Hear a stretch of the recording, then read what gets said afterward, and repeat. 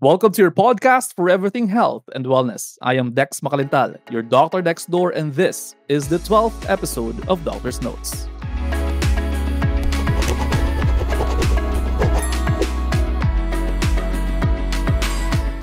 Alam nyo, they say being a doctor is actually a calling. But there are doctors and healthcare workers in the country who go above and beyond that calling. Those who are deployed in geographically isolated and disadvantaged areas. In the season 1 finale of our medical documentary show, Doctor Next Door, we visited the coastal town of Mauban, Quezon. With a population of 73,000 residents, the town only has 4 municipal doctors. One of them is Dr. Pauline Ives Iya. Para sa inyo, Doc, na nasa ground ng, say for example, doon nga sa Cagbalete, ano yung usual challenges sa health na nai-encounter nyo doon sa area? Usual siguro po kasi since limited nga po yung resources natin, yung mga emergency cases na kailangan na talaga, halimbawa, kapag nagkakaroon tayo ng cases like MI, mga surgical, like appendicitis, yun. Tawid dagat po kasi talaga ang proseso. Nagagawan naman ng paraan so far po sa mga experience ko naman po, and then yung sa mga nauna sa akin, na-manage naman ang kaso. Yun lang talaga. Mapipilitan ka pong, siguro in general, hindi lang naman po dito, mapipilitan ka talagang maging resourceful kasi hindi readily available yung nalalearn natin sa medical school. No? Parang alam natin yung guidelines pero we have to make the most out of what we have. There are times Dr. Pauline and the other community doctors leave the health center to bring healthcare services closer to the community. May times din po na tayo naman yung nag-reach out sa kanila. So, since dito nga po sa Mauban, may iba-ibang isla. So, pumupunta tayo doon sa mga different areas na yun. So, one island po is yung sa Cagbalete. We actually went there. Yung last namin pong caravan doon ay noong July. Yeah, last July. So, usually kapag nagka-caravan, may consultations like the usual po. And then, we also offer laboratories, yung mga basic laboratories. Sometimes may tuli din, circumcision, surgical missions, and then dental missions as well kung kaya pong makater yung mga patients. So usually yun po yung ginagawa natin. Across mainland Mauban is Cagbalete Island. This is a remote area only accessible by boat where healthcare services are even more limited. Meron tayong mga na-encounter doon na sobrang severe malnutrition, so sobrang payat na mga bata. May mga pregnant din tayo doon na may derangement. So sa laboratory makikita natin sobrang baba ng hemoglobin, hematocrit. So nagkakaroon din tayo ng mga anemia cases. At times, the job gets tough for Dr. Pauline and her fellow community doctors. But she says it is fulfilling to serve the community. Napakahirap kasi sa isang araw sobrang dami po talagang pasyente to the point na magiging exhausted ka talaga dahil hindi naman talaga maiiwasan, no? Madami din po kasi yung population dito sa Mauban. Pero nagiging fulfillment natin kapag nagre-respond ng ganito si pasyente na thankful sila kasi nabibigyan sila ng service. Alam nyo, based on a 2022 data from the Department of Health, there is one doctor for every 26,000 Filipinos. This is far below the World Health Organization's recommendation of 14 doctors for every 10,000 people. Kung tutusin, recently, nasa 50% lamang yung pumasa din sa medical board examination. So, ang tanong ay, bumababa ba ang kalidad ng ating mga medical school o mataas lang yung standards ng mga examiners? Isa pang tanong ay, kung hindi bumababa ang kalidad ng medical school, naglilimita ba ang PRC ng medical doctors? Sana naman hindi, 'di ba? Kasi kung tutusin natin, there is only one doctor for every 26,000 Filipinos, which is really far below yung recommendation nga na 14 doctors for every 10,000 people. That is why ang baba din, no? Ang baba din ng kalidad ng healthcare natin o baba din ng kalidad ng ating health sa Philippines. Kaya nakakalungkot, no, na very overworked na yung mga doktor. Ang dami pa namatay ng pandemya at ang dami pa rin nagpapakalat ng fake news. Alam niyo yung sinasabi nga nila, hindi ka na nga nakakatulong, nakakaperwisyo pa. No, yung mga nagpapakalat ng fake news sa social media about health, papakalat ng fake news about vaccines, nagpapakalat ng fake news about other very vital health information, no?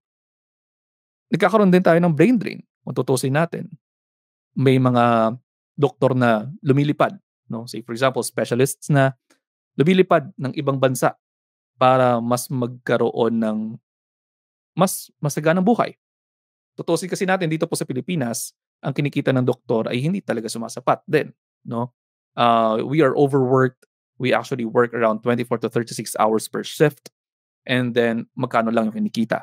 So, kumpara dun sa 24 to 36 hour job na ginagawa natin, no? We are overworked kasi ang dami nangangailangan ng tulong, pero kung tutuusin po sa ibang bansa, no, yung 8 to 5 job na ginagawa ng mga doktor din doon ay doble, triple pa ng kinikita dito sa Pilipinas.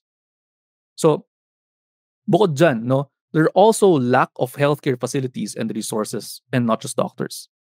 Kung tutusin natin, sabi nga natin dito sa na-witness natin sa Mauban, Quezon, no, ang dami ng kakulangan sa ating healthcare. Isipin natin, may mga doktor na kinakailangan tumawid ng dagat para makapagbigay ng serbisyo.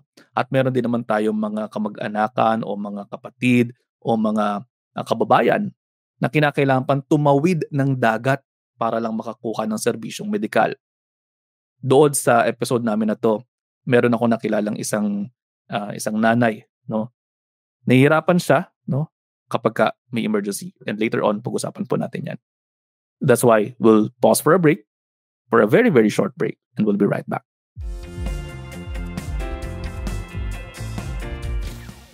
Ang kalusugan ay bunga ng tamang desisyon araw-araw. Pakinggan natin ang kwento ni Juan at alamin ang mga paraan para sarili ay mapangalagaan.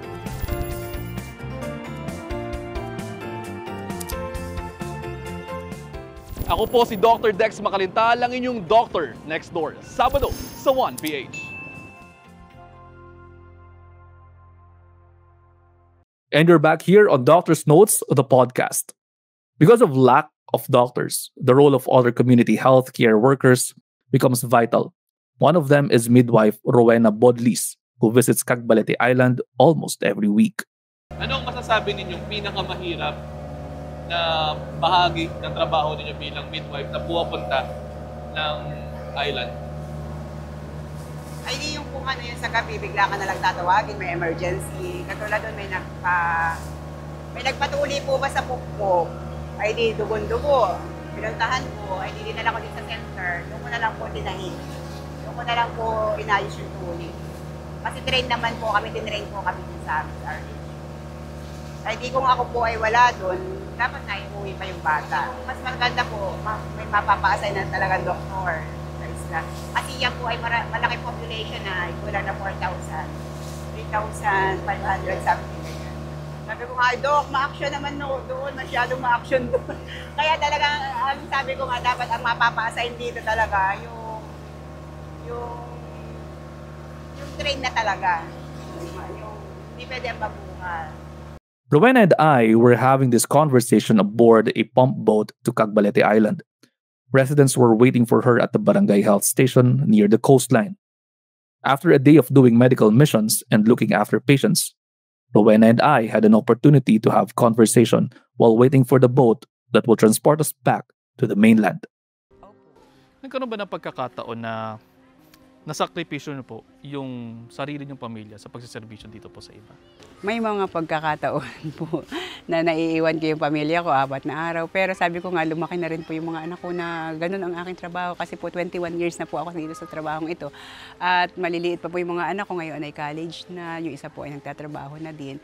talaga po nasasakripisyo kasi may mga time na iba po yung duty sa barangay na nakakauwi ka sa hapon kaysa po dito sa mga coastal barangay at saka mga island. Meron bang mga pagkakataon na naisip nyo na, ay sana hindi na lang ako naroon sa isla, Ay, nasa pamilya na lang ako? wala po naman. Kasi po pag po nga mahal mo yung trabaho mo, kahit ano pong hirap, talagang gagawin mo. At saka sabi ko nga po, parang wala na rin ako nararamdamang hirap kasi nga parang nasanay na ako. Parang routine na po ba ang nangyayari? Kung mapapansin natin doon sa conversation namin ni Ate Wen, na sinabi niya na mahal niya yung trabaho niya, no? At kahit na anong hirap, talagang gagawin niya. At saka sabi nga nila, parang wala na rin daw siyang nararamdamang hirap kasi nga parang nasanay na siya, parang routine. Kung tutuusin, yung job naman din talaga ng healthcare professionals ay parang routine, pero minsan nagkakaroon din po ng mga hindi inaasahang pagkakataon. Nagkakaroon ng mga emergencies. At isang observation ko dito sa Cagbalete Island ay kapag ka mayroong emergency, kinakailangan talaga nilang i-transport yung pasyente doon sa mainland, lalo na kung hindi kaya doon sa isla. At walang doktor din doon sa isla. Wala din nagsaserbisyo doon sa isla na doktor. Minsan meron lamang mga allied health na train na din naman. Pero ganun pa man, kapag ka emergency situation, nakakaawa din yung ating mga kababayan doon. Although it is already a community, payak na komunidad, kinakailangan talaga mabigyan ng serbisyo yun. Ang masakit nito, kulang na nga yung doktor, kulang pa rin yung health facilities natin. That's why this is actually a call for other people na sana kung tayo po ay nasa social media, huwag tayong magpakalat ng fake news, gawin natin yung matutulong natin talaga sa bayan natin pagdating sa health. Also, sa ating mga mag-aaral, no, pagbutihin din po ninyo sapagkat kinakailangan po kayo ng bayan, no? And you know what, while doing this episode about the Cagbalete Island, isang confession, no?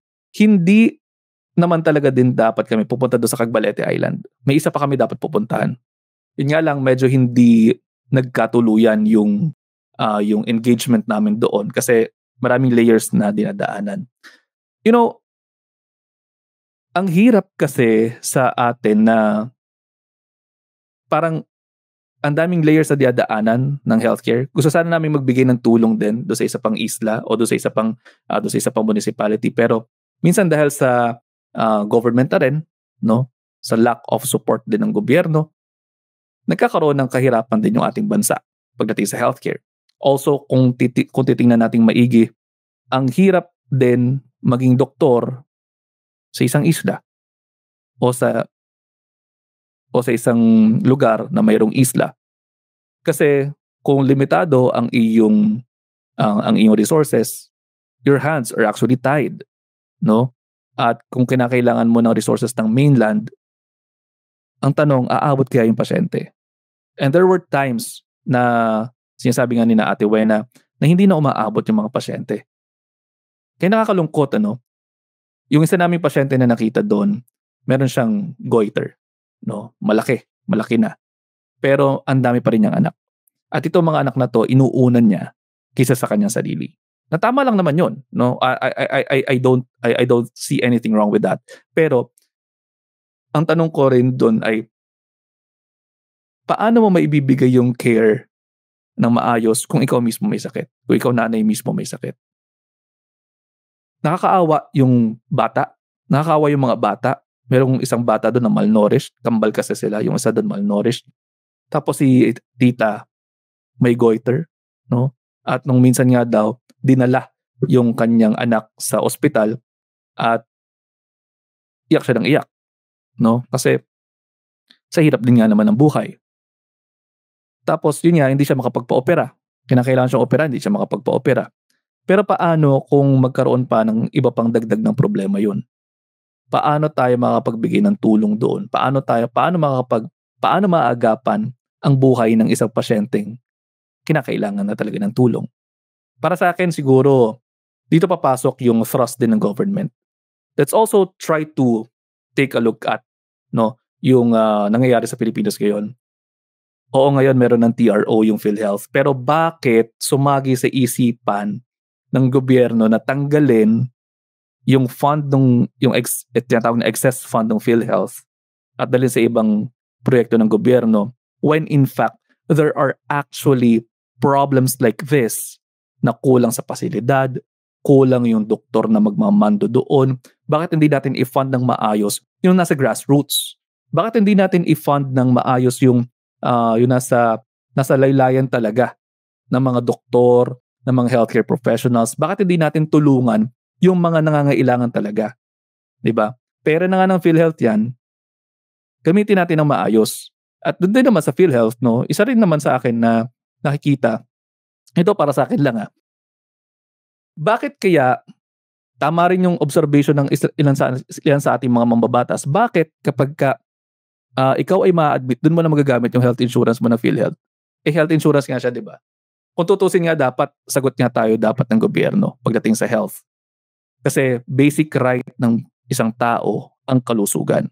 Kapag sira na yung kalusugan mo, pwede ka ng mabaldado, pwede ka ng kung ano pa man, hindi ka na makakapagtrabaho. At pagka hindi ka nakapagtrabaho, hindi ka na magiging productive. At pag hindi ka naging productive, paano ka makakatulong sa bayan mo?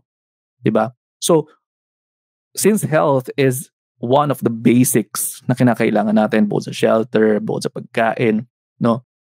Why don't we use the funds ng PhilHealth properly? And why don't we extend yung coverage ng PhilHealth sa outpatient? Diba? Nang maayos. Hindi yung magbibigay lamang tayo ng 700 pesos or 7,000 pesos or 1,000 pesos sa buong taon na.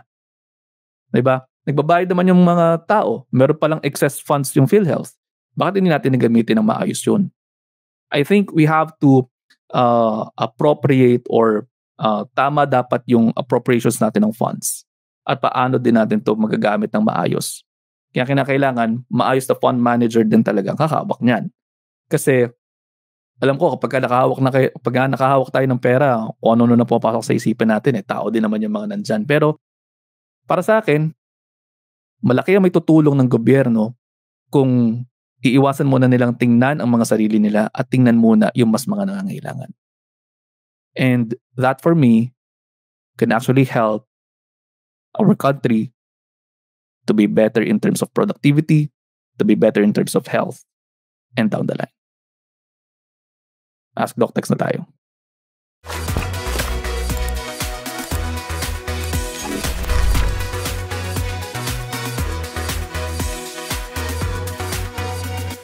And now it's time to answer your questions here on Ask Doc Dex.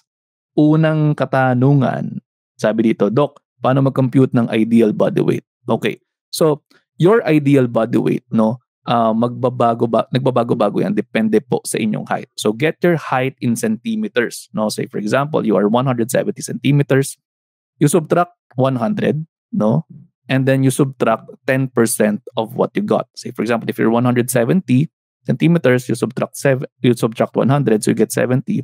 Then from 70, you get 10% of that, or you subtract 10% from that. So 70 minus 7, that would be 63. So that is your ideal body weight. That is your Tannhauser's method. So yan. And then kung gusto nyo makuha in pounds yan, you just multiply that by 2.2. And then you get your ideal body weight of 138.6. You get plus minus 5 sa inyong kilograms, and then you're good to go. Next question. Doc, merong non-alcoholic fatty liver po ako. Anong pwedeng kainin na tano ang bawal kainin? So, if you have non-alcoholic fatty liver, so ibig sabihin masyadong fatty na o mataba na yung inyong liver, iwasan po ninyo syempre ang mga matatabang pagkain na at pati po ang mga refined carbohydrates. Kasama po dyan ang inyong mga pastries, white rice, white bread, white pasta, pati na rin po ang mga sugary drinks ninyo. Kasi yan yung magpapataas lalo ng inyong problema sa inyo pong mga fatty liver. And then, of course, your processed foods, iwasan nyo po yan. Anong dapat kainin? Whole grains, nuts, seeds, legumes, lean proteins, and of course, your healthy fats. That's it. Ganun lang siya. And then, you want to lose weight, so gagawin po ninyo ay magpapapayat kayo. You do a caloric deficit, no? Alamin po ninyo ang maintenance calories ninyo, and then from that, no, you subtract your 500 to 1,000, and then that is your caloric intake for the day. And then you count your calories. You maintain that, and then you're good to go. Next question is from Leo Mendoza. Ask ko lang po, nakakatulong po ba ang fish oil, Doc? Yes, nakakatulong po ang fish oil capsules, lalo lang kung tama ang indication. Maaari siya makatulong sa inyong lipids, maaari din po siya makatulong laban sa inyong inflammation. So you can take around 1 capsule 2 times a day if you have 1,000 milligrams of your fish oil. So your fish oil, no, iwasan nyo lang siya kung meron kayong allergies, definitely. No, so marami pong types ng fish oil. Ang re-recommend ko, syempre, kung ayaw po ninyo ng medyo mayroong aftertaste, no, yan kasi problema dyan, mas mainam po na humanap kayo ng brand na walang aftertaste, no. Pero kung okay lang naman sa inyo yung aftertaste, any brand would do. And then sa fish oil, no, maaari din po na ang gawin nyo dyan ay, yun nga, twice a day, mas maganda on an empty stomach. Yun. Some others say that okay naman with food, pero in practice, no, malaki din po yung natutulong nung without food sa ibang mga kaso. So consult your doctor kung saan po or kung kailan po kayo dapat umiinom ng ganyan. And this portion is brought to you by Organic California. For more information, visit www.organic.com.ph. And that's it for today's episode. Follow me on my socials, Dr. Dex Macalintal, on Facebook, on YouTube, and on TikTok. Follow this podcast on Spotify, rate us 5 stars, and please share this episode to your friends. I also have a medical documentary and magazine show on 1PH. Catch a new episode every Saturday, 11:30 a.m. This is the last episode of this podcast for its pilot season. We'll be right back after a very short season break. Happy holidays. I am Dr. Dex Macalintal. Till the next episode of Doctor's Notes, the podcast.